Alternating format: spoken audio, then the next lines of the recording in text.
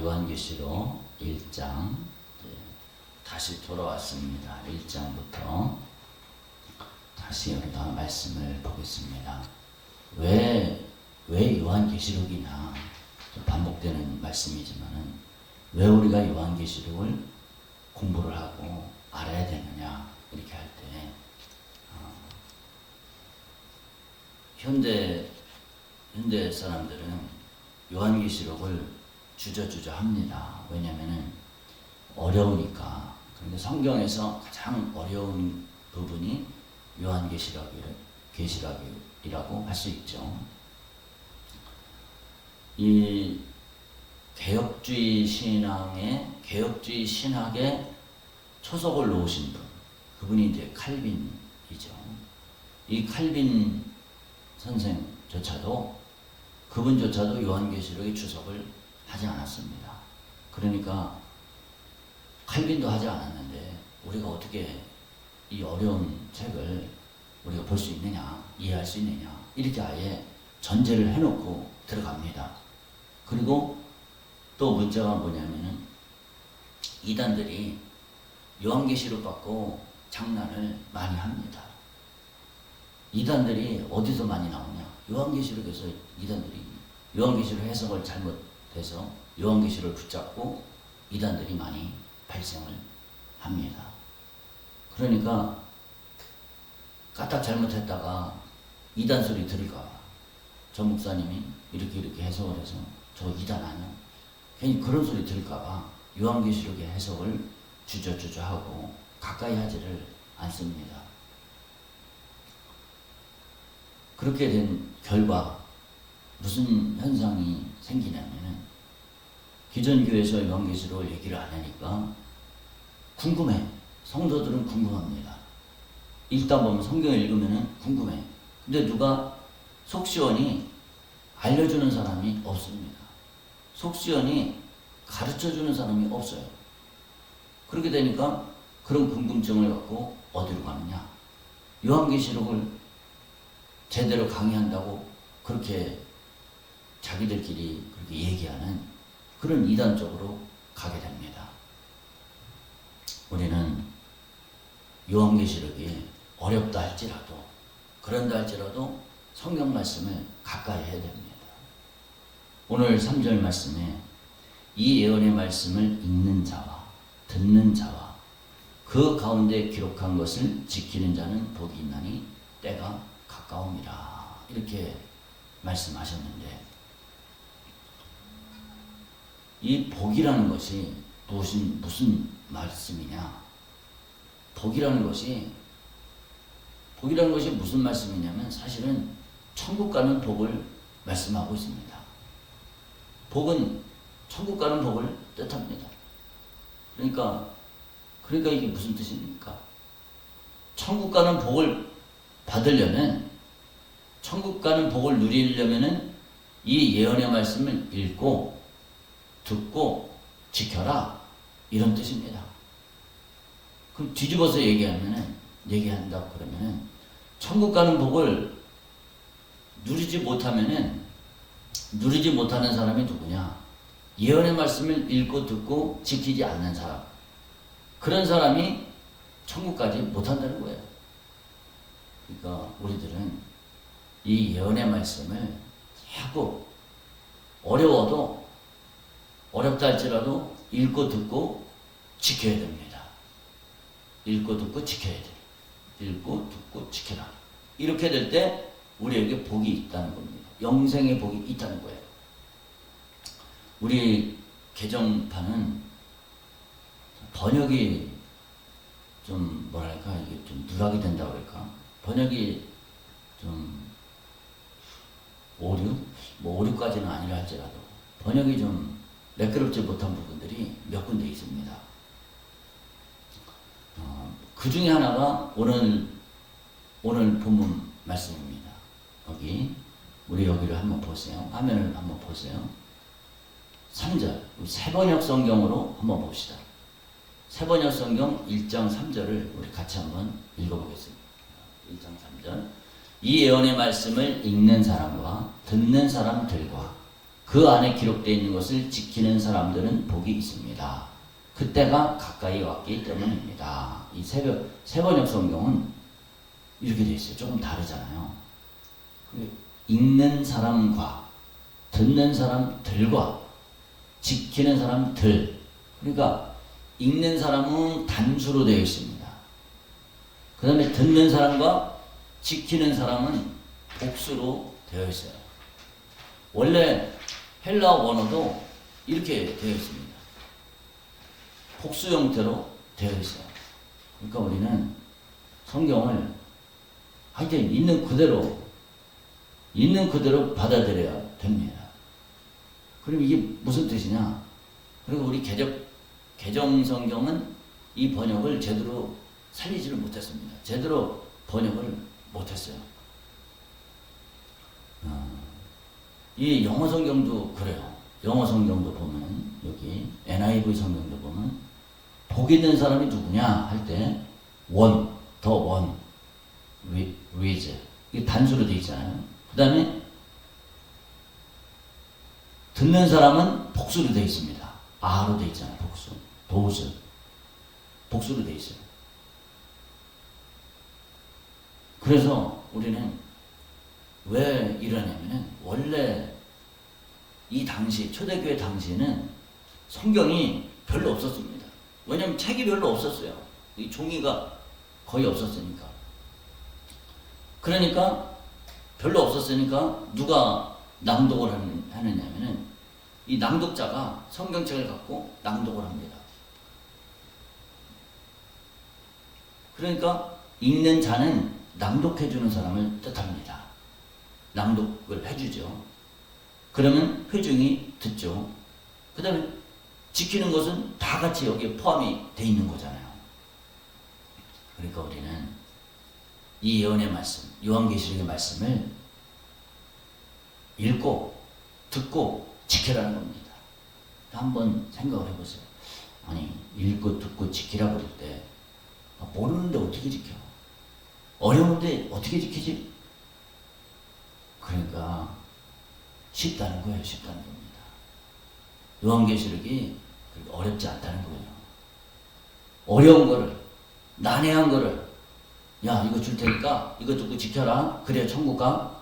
아주 난해한 거를, 수수께끼 같은 말씀, 암호 같은 말씀을 이렇게 딱 던져주고, 야 이거 읽고 듣고 지켜. 이렇게 했겠습니까? 아니죠. 쉬운 말씀, 알아듣기 쉬운 말씀을 우리에게 주신 겁니다. 그거를 전제를 해놓고 읽어야 됩니다. 아, 이 말씀은 우리가 이해할 수 있는 말씀이다. 이거를 전제를 해놓고 가까이 가야 됩니다. 그러지 않고 이거는 어려워. 묵신문학이라서 이거는 어려워. 요한신학이라서 어려워. 이렇게 되면 안 된다는 거예요. 아, 이것은 이해하기 쉽도록 우리에게 주신 말씀입니다. 이거를 대전제를 깔아놓고 그러고 들어가야 됩니다. 그러면 이해할 수 있습니다. 이 1절을 보면은 계시의 원소유주 삼위 하나님이 나타납니다. 요한계시록 1장 1절에 왜 창세기 말씀에 삼위 하나님이 나오잖아요. 삼위 하나님이 천지 만물을 창조하셨습니다. 이 세상을 마무리하는 분이 바로 삼위 하나님이시죠. 마무리하시는 분이 삼위 하나님이에요.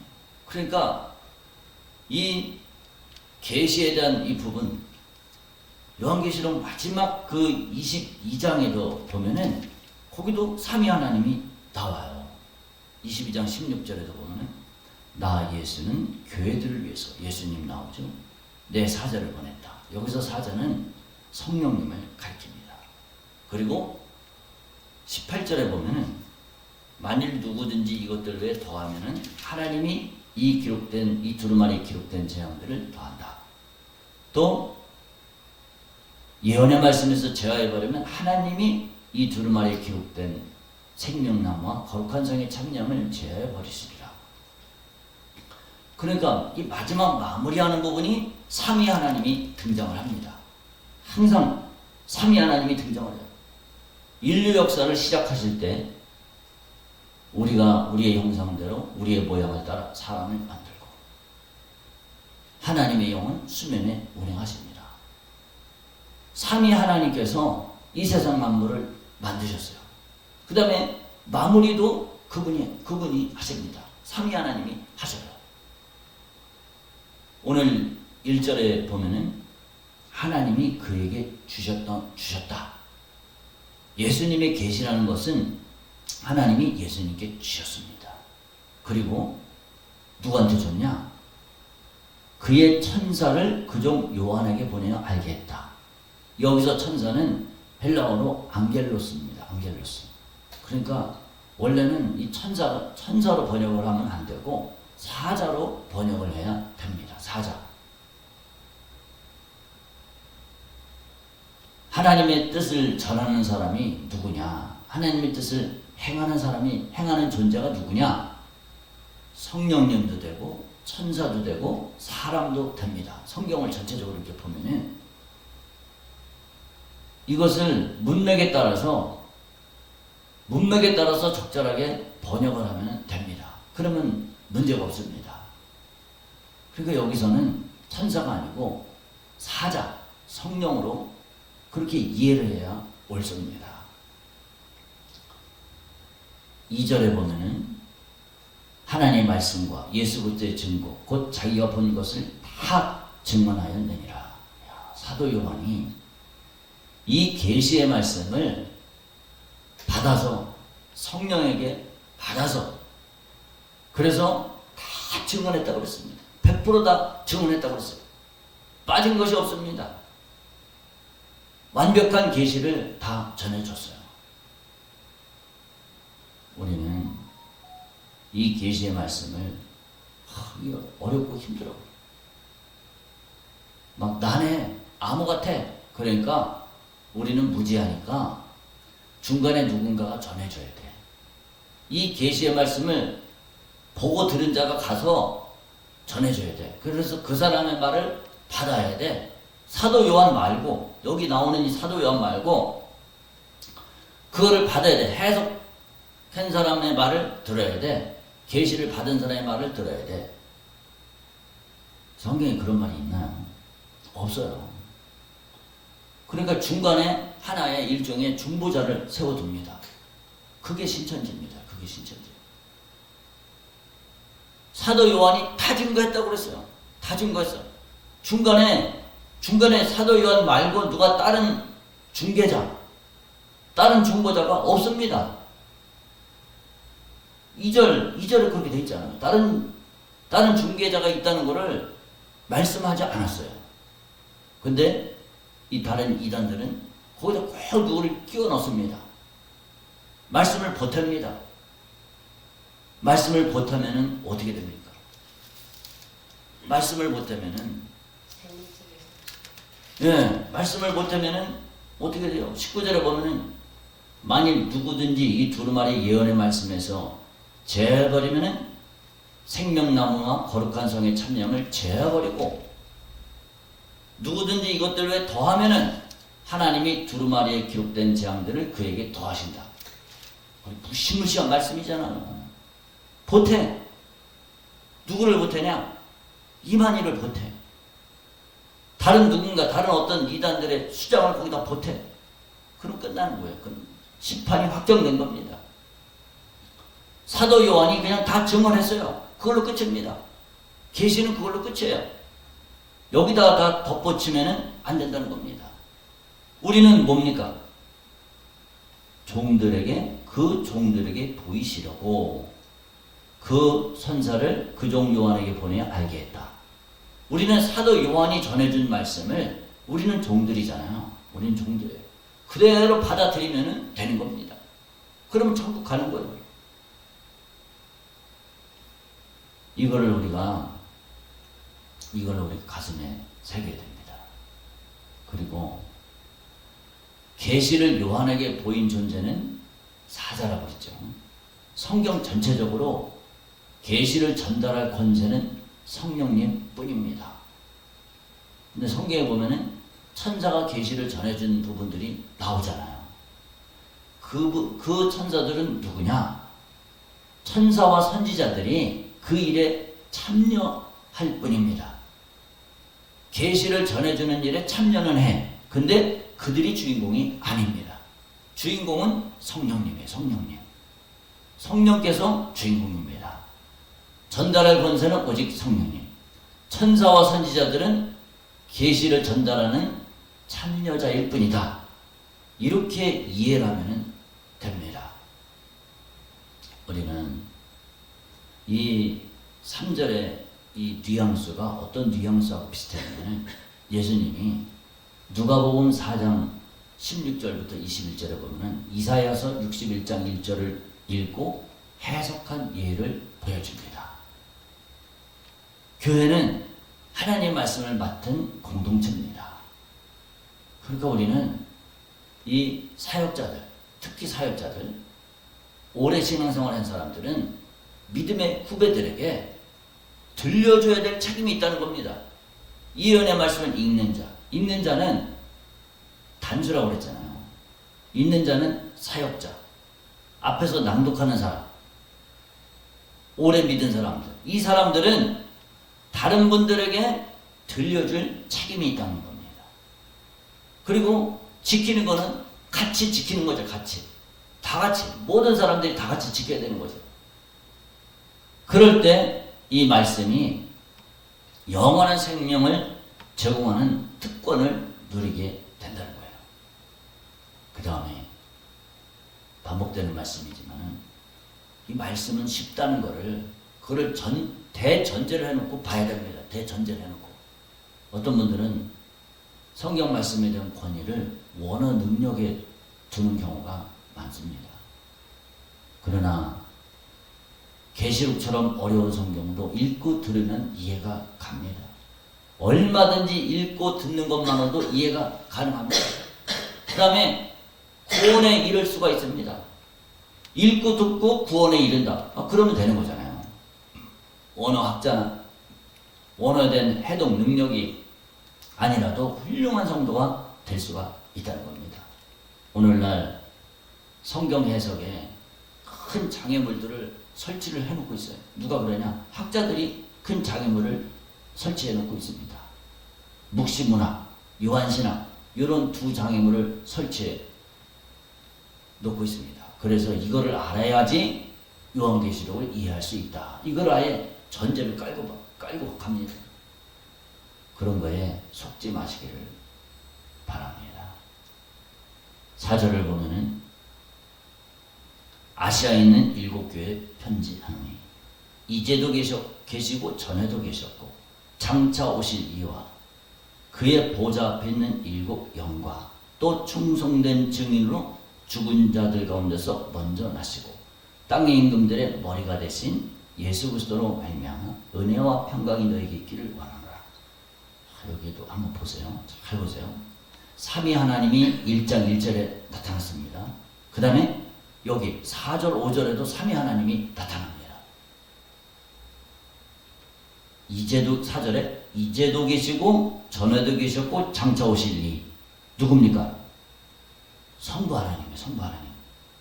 이제도 계시고 전에도 계셨고 장차 오실 이 성부 하나님입니다.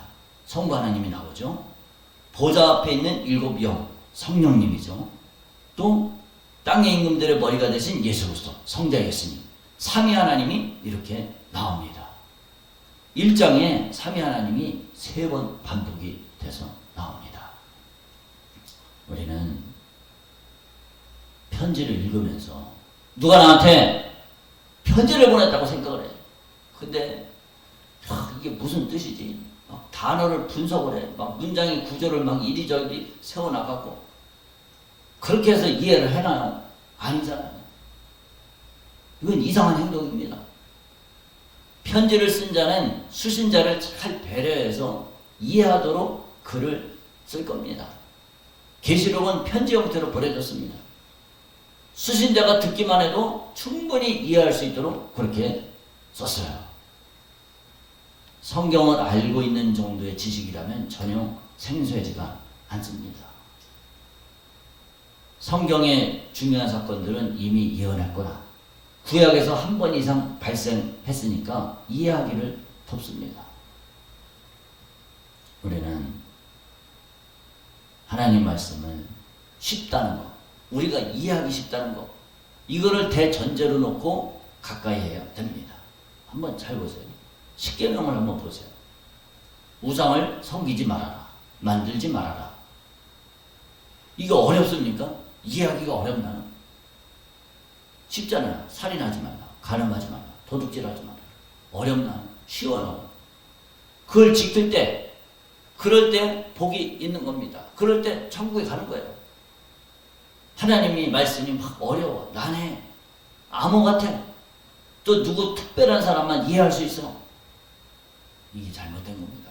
그거에 그런 것에 속지 마시기를 축복합니다. 성령님은 오늘 말씀 보면은 하나님 보좌 앞에 있는 7영이라고 그랬잖아요. 성령에 대한 호칭은 다양한 이름을 가졌습니다. 대표적으로 4장 5절에 보면은 현등불 7, 또 5장 6절에 보면 7둔, 1장 1절에 사자, 이렇게 불립니다. 5절에 예수님이 누구냐? 바로 충성된 증인이라는 겁니다. 충성된 증인. 성자 예수님을 소개할 때 계시록에서 처음으로 소개된 가장 먼저 사용했던 용어가 바로 충성된 증인입니다. 이 말은 2장 13절에 안디바에게도 사용이 됩니다. 계시록은 예수님이 충성된 증인이야. 안디바가 충성된 증인이야. 모든 성도들, 너희들도 충성된 증인이 돼. 모든 성도들이 충성된 증인이 되기를 원합니다. 여러분, 증인은 뭡니까? 목숨을 걸고, 증인이라는 말이 순교자, 말티스, 순교자라는 말이잖아요. 목숨을 걸고, 생명을 걸고 사실을 전해주는 게 증인입니다. 예전에 진짜 엄청난 사건이 있었어요. 무슨 사건이 있었냐면 재판석에서 재판이 열리는 그 과정에서 증인을 했잖아요. 나 누가 못된 짓 하는 거를 봤다. 그걸 증인을 합니다. 증언을 합니다. 그 증인을 살해한 사건이 있었습니다. 우리나라에 그런 사건이 있었어요. 인터넷에 찾아보면 나오더라고요. 증인을 살해를 해버렸습니다. 증인은 진짜 목숨을 걸고 하는 거죠. 목숨을 걸고 하는 겁니다. 예수님이 충성된 증인이라고 했어요. 예수님이 목숨을 걸고 증인이 되셨습니다. 무슨 목숨을 걸었습니까? 하나님은 사랑이시다. 친구를 위해서 목숨을 버리면 이보다 더 큰 사랑이 없다. 나는 너희를 위해서 목숨을 버리노라. 하나밖에 없는 목숨을, 생명을, 그것을 하나님의 증인, 하나님의 사랑의 증인, 그 사랑을 보여주기 위해서, 또 우리를 위해서 속죄의 피가 되도록 속죄의 은총을 내려주기 위해서 하나밖에 없는 그 생명을 다 내려놓고 다 버리셨습니다. 우리 인간이 어떤 존재입니까? 우리 인간은 죄에 빠져서 죄 때문에 영원히 죽을 수밖에 없는 존재들. 하나님의 말씀만 듣고 하나님 말씀대로 그대로 따라 살아가야 되는데, 하나님 말씀 대신에 마귀 말을 따라갔던 존재들이 바로 우리들입니다. 마귀와 그 사자를 위해서 예비된 영원한 불에 들어가라. 마귀 말을 따랐던 자들은 어떻게 됩니까? 결국은 영원한 불타는 지옥, 유황불이 타는 그 불붙는 곳에 던져질 수밖에 없는 것이 우리의 운명이라는 겁니다. 근데 하나님 아들 예수님께서 충성된 증인으로 이 땅에 오셔서 우리를 위해서 십자가를 지시고 물과 피를 쏟아서 마귀 권세를 담멸하시고 우리를 하나님의 백성, 예수님의 백성, 영원한 천국 백성으로 만들어 주셨습니다. 그 예수님이 바로 충성된 증인이라는 거예요.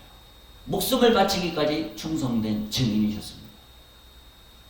그러니까 우리도 예수님처럼 충성된 증인이 되는 겁니다. 사도들이 전부 충성된 증인입니다. 충성된 증인. 어떤 증인입니까? 예수님의 사랑, 하나님의 사랑. 하나님이 우리를 이토록 사랑하셨다. 하나님이 우리를 자기 생명을 아끼지 아니하시고 자기 피를 흘리기까지 우리를 사랑하셨다. 이것을 증언하는 것이 사도들의 삶이요, 성도들의 삶이요, 바로 우리들의 삶이 되어야 된다는 겁니다. 예수를 따라가라. 목숨 걸고 예수님을 따라가라는 거예요. 예수님이 우리를 사랑하사 5절에 보면 그의 피로 우리 죄에서 우리를 해방하시고 우리를 영원한 죄, 영원한 사망, 이 사탄 마귀의 권세, 거기서 우리를 해방해 주셨습니다. 얼마나 감사합니까? 그것도 감사한데 나라와 제사장으로 삼으셨다는 겁니다. 나라와 제사장으로 삼으신 그에게 영광과 능력이 세세토록 있기를 원하노라. 우리를 하나님의 나라로 삼으시고 우리를 제사장으로 삼으셨습니다. 제사장 역할이 뭡니까? 제사장은 일종의 중보자의 역할이잖아요. 죄인과 사람과 하나님 사이에 이 중간에 있어서 하나님을 소개시켜주는 겁니다. 하나님을 알려주는 겁니다. 하나님은 이런 분이다. 하나님은 이런 분이다. 예수님은 이런 분이다. 이거를 알려주고 그 다음에 사람들을 하나님을 믿게끔, 하나님을 알게끔 하는 것이 제사장의 역할입니다. 우리가 그런 사명을 감당을 해야 된다는 겁니다.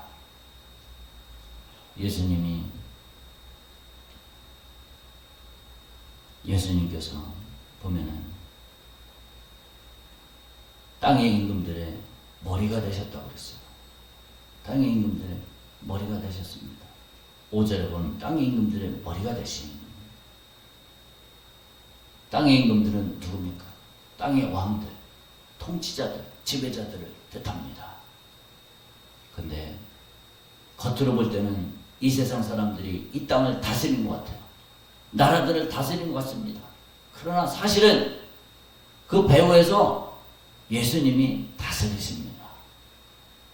예수님은 모든 사람들의 왕입니다. 이제 예수님이 이제 오셔서 실제 가시적으로 눈으로 보여지면서 통치하는 때가 옵니다. 지금은 예수님이 성령으로 다스리는 시대입니다. 눈으로 보이지 않습니다. 성령으로 다스리는 시대입니다. 이제 주님이 오시면 재림하시면 그때는 가시적으로 다스립니다. 성도들에게는 사랑으로 다스리고 악인들에게는 진노로 다스립니다. 악인들을 위해서 오래 찾고 계십니다. 그날에 주님이 와서 다스리면은 이제는 그때는 용서가 없습니다. 주님이 오시기 전까지는 용서가 있어요. 주님이 다 받아주십니다. 회개하고 돌이키면 다 받아줍니다. 그러나 예수님이 재림하신 날까지 끝까지 고집을 피우고 하나님께로 돌이키지 않으면 그때는 이제 용서가 없습니다. 우리는 하나님을 사랑이 많으신 하나님, 영원히 자비하신 하나님 이렇게 알고 있지만 그러지 않습니다. 때가 있습니다. 주님이 오시는 그날은 자비가 없습니다. 심판대 앞에 섰을 때 그 모습은 자비가 없습니다. 죄인들에게는 자비가 없다는 겁니다. 죄사함을 받지 못한 사람들에게는 자비가 없습니다. 여러분, 예수님이 우리를 어느 정도까지 사랑하십니까? 의인이 아닌 죄인을 위해 피를 흘리기까지 피는 뭡니까? 피는 생명이잖아요. 생명으로 죽기까지 사랑하신 분이 바로 예수님입니다. 예수 그리스도의 피를 흘림으로 우리를 죄에서 해방시켜 주셨습니다. 얼마나 참 표현할 수 없는 일입니까? 하나님의 사랑을 말로 다 표현할 수 없습니다. 우리를 이렇게 주님이 우리를 사랑하셔요. 여러분, 계시록이 어렵다고 그래서 한번 잘 보세요. 어렵다고 그래서 이걸 어떻게 다 이해를 하고 우리가 받아들이고 이해를 하고 받아들이고 할까? 근데 진짜 어려운 부분, 진짜 잘 모르겠다, 이런 부분들은 사실은 그냥 넘어가도 괜찮습니다. 읽고 넘어가도 괜찮아요. 근데 뭐만 안 잊어버리면 되느냐? 요 6절까지 7절까지 이 말씀만 안 잊어버리면 됩니다. 이 말씀만 안 잊어버리면 돼요. 예수님은 누구냐? 하나님은 누구냐? 하나님은 장차 오실 분이다. 예수님은 누구냐? 우리를 사랑하사 죄에서 해방하신 분이야. 그리고 그분이 심판하러 이 땅에 오셔. 우리는 예수님을 끝까지 믿고 전파해야 돼. 알려야 돼. 말씀대로 살아야 돼. 사실 이것만 알면 괜찮습니다. 이것만 알면은 천국 가는 거예요. 어려운 부분 너무 막 붙잡고 거기에 막 매달리고 그게 막 나를 짓누르고 그러면 안 됩니다. 어려운 부분은 그냥 읽고 그냥 넘어가면 됩니다. 물론 이해하려고 애를 써야 되겠죠. 거기에 너무 얽매이지 말라는 겁니다. 쉬운 부분만 이해해도 충분히 천국 갈 수 있습니다. 우리의 목표는 뭡니까? 아니, 영생 천국 얻는 게 우리의 목표입니다. 쉬운 말씀만 받아들여도 괜찮습니다. 이거를 우리가 알아야 됩니다. 이 아멘이라고 했잖아요. 그에게 영광과 능력이 세세토록 있기를 원하노라. 아멘 그랬잖아요. 아멘이라는 단어가 계시록에 8번 나옵니다. 오늘 보면은 여기에 아멘이라고 나왔잖아요. 참으로 그렇게 되게, 확실히 정말로 진실되게, 이런 뜻으로 있습니다. 이 아멘이란 말은 원래 그 기원이 히브리어입니다. 신명기에 12번, 시편에 4번, 느헤미야, 예레미야에 각각 2번, 신약 성경에서는 요한계시록에서 8번으로 가장 많이 나옵니다. 특이한 것은 예수님 자신이 아멘이라고 표현하고 있습니다. 3장 14절에, 계시록 3장 10절에 14절에 라오디게아 교회의 사자에게 편지하라. 아멘이시오 충성되고 참된 증인이시오. 하나님의 창조의 근본이신 이라. 예수님은 아멘이라고 했습니다. 아멘이 뭡니까? 진실로, 확실히, 정말로 그렇다. 예수님은 하나님의 뜻에 진실하다는 거. 하나님의 뜻이면 그대로 순종한다는 뜻입니다. 아멘이란 말씀은 순종한다는 뜻이 들어있습니다. 나는 믿습니다. 하나님 뜻에 모두 다 아멘이고 예하셨습니다. 저 여러분들이 예수님처럼 하나님 말씀에 아멘 하시기를 주님의 이름으로 축복합니다. 아멘. 우리 한번 따라합시다. 하나님 말씀에 무조건 아멘 하자. 아멘. 하나님 말씀에 예수님은 무조건 아니오가 없습니다. 아니오가. 죽음의 현장에서도 순종했습니다. 그래서 예수님이 아멘입니다. 우리 모두 아멘하는 하나님의 말씀이라면 무조건 아멘으로 순종해서 저 영원한 영생 천국 다 누릴 수 있는 우리 모두가 되시기를 주님의 이름으로 축복합니다. 아멘. 기도하겠습니다. 하나님 아버지 은혜를 감사합니다. 주님은 다시 오신다고 그랬습니다. 아버지, 다시 오실 예수님 말씀 우리 가슴에 새기게 하여 주시옵소서. 주님은 우리를 사랑하사 그의 피로 우리 죄에서 우리를 해방하셨다고 그랬습니다. 이 말씀을 가슴에 새기게 해주세요. 영원한 사망, 지옥에 갈 수밖에 없는 나를 위해서 십자가에서 살찌고 피 쏟아 내 영혼을 마귀의 권세에서, 사탄의 권세에서, 지옥의 권세에서 해방해 주셨습니다. 주여, 그 말씀 내 가슴에 새기고 예수님처럼 우리도 충성된 증인 되게 해주시고 아멘의 삶을 살 수 있도록 역사하여 주시옵소서. 이 예언의 말씀을 읽는 자, 듣는 자, 기록한 것을 지키는 자가 복이 있다고 그랬습니다. 우리 모두 말씀대로 지켜서 정말로 저 영원한 영생천국 누릴 수 있는 우리 모두가 다 되게 하여 주시옵소서. 예수님 이름으로 기도드렸습니다.